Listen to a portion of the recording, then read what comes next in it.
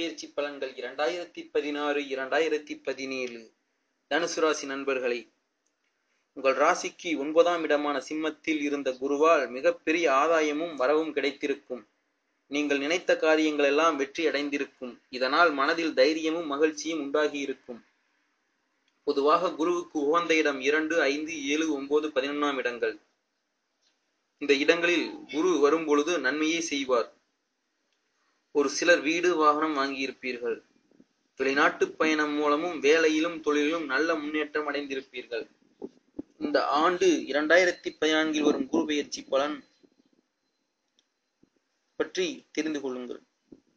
இதுவரை 9 இருந்த குரு 2016 ஆகஸ்ட் 2ஆம் தேதி 10 கன்னிராசிக்கு வருகிறார்.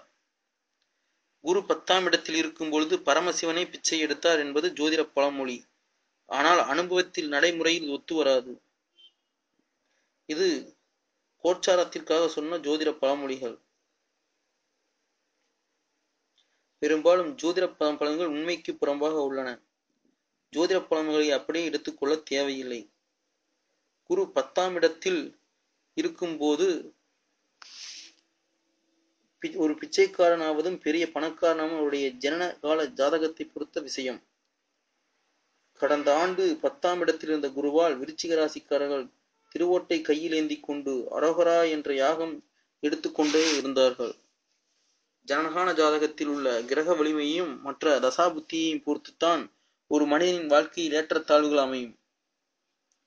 கோச்சார பலன்கள் 10% மட்டுமே 90% ஜாதகத்தில் நடைபெறும் தசாபுத்தியை பொறுத்து அமையும்.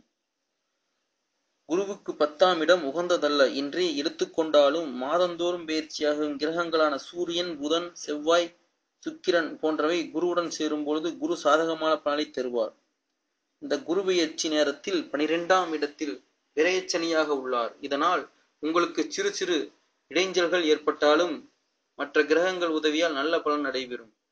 ஜோதிடத்தில் உலோகமூர்த்தி என்று ஒரு பகுதி உண்டு. அதன்படி பார்த்தால் 25% நன்மை பலன்கள் நடைபெறும். உங்கள் ராசிப்படி உங்கள் வீடு நிலம் கிழக்கு நோக்கி இருந்தால் சிறப்பு.